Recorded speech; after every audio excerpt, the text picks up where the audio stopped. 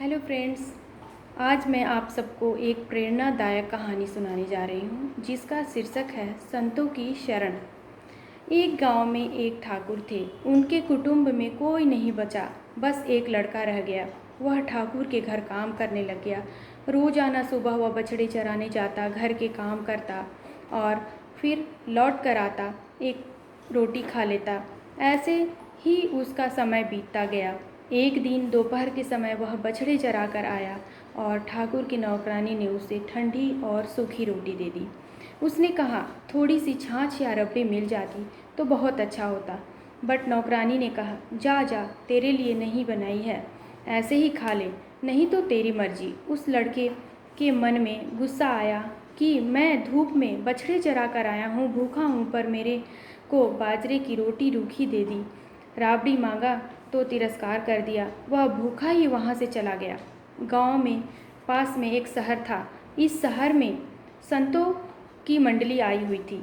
वह लड़का वहाँ चला गया। संतों ने उसे बहुत अच्छे से भोजन कराया, भर पेट भोजन कराया। पूछा, तेरे परिवार में कौन है बच्चे? उसने कहा, नहीं, मेरे परिवार में कोई नहीं है, बस मैं अकेला बचा हूँ। तो संतों ने कहा, लड़का, तू हमारे साथ चल, वहीं शिक्षा दीक्षा देंगे और तू अच्छे से वहाँ रहना। फिर वह पढ़ने के लिए काशी चला गया। वहाँ पढ़कर विद्वान हो गया। फिर समय पाकर वह महंत बन गया। महंत बनने के बाद एक दिन उसको उसी शहर में आने का निमंत्रण मिला। वे अपनी मंडली को वहाँ लेकर आए। ठाकुर उनके पास गए, उनको सत्संग के लिए प्रार्थना की और बोला, महाराज, एक बार हमारी कुटिया में पधारो, जिससे हमारी कुटिया पवित्र हो जाए। महंत उनका निमंत्रण स्वीकार कर लिया। महंत जी अपने मंडली के साथ ठाकुर के घर आए। भोजन के लिए पंक्ति पे बैठी। गीता के 15वें अध्याय का पाठ हुआ। फिर सबने भोजन करना आरंभ किया। महाराज के सामने तख्ता लगा हुआ था और उस पर तरह तरह के भोजन पदार्थ रखे हुए थे। अब ठाकुर महाराज के पास आए। साथ में नौकर था जिसके हाथों में हलवे का पात्र था। ठाकुर प्रार्थना करने लगे, महाराज, कृपा करके थोड़ा सा हलवा मेरे हाथ से ले लो। महाराज को हंसी आ गई। ठाकुर ने पूछा, आप कैसे हंसे? महाराज बोले, मेरे को पुरानी बात याद आ गई, इसलिए मैंने हंसा।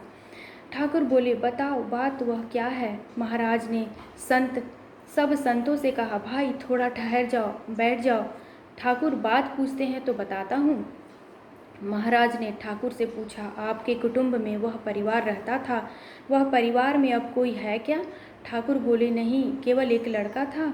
उसने कई दिन बछड़े चराए, फिर न जाने कहाँ चला गया और फिर उसको कभी देखा नहीं। महाराज बोले, वही मैं हूँ। पास में संत मंडली ठहरी हुई थी, मैं वहाँ चला गया। फिर बाद में काशी चला गया, वहाँ पढ़ाई की और फिर महंत बन गया।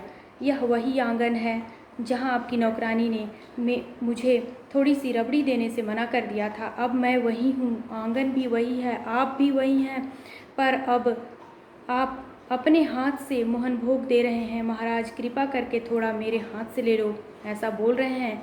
मांगे मिले न राबड़ी, करूँ कहाँ लगी वरण, मोहन भोग गले में अटक्या, आ संतों की शरण। संतों की शरण लेने मात्र से इतना हो गया, जहाँ रबड़ी नहीं मिलती थी वहाँ मोहन भोग भी गले में अटक रहा है। अगर कोई भगवान की शरण ले लो तो वह संतों का आदरणीय हो जाए। लखपति करोड़पति बनने में सब स्वतंत्र नहीं हैं, पर भगवान के शरण में, भगवान की भक्त बनने में सब के सब स्वतंत्र हैं और ऐसा मौका बस मनुष्य जन्म में ही पाते हैं। आई होप आपको मेरी ये कहानी बहुत पसंद आई होगी। फिर मैं ऐसे कहानियाँ लेकर आती रहूँगी। Bye friends.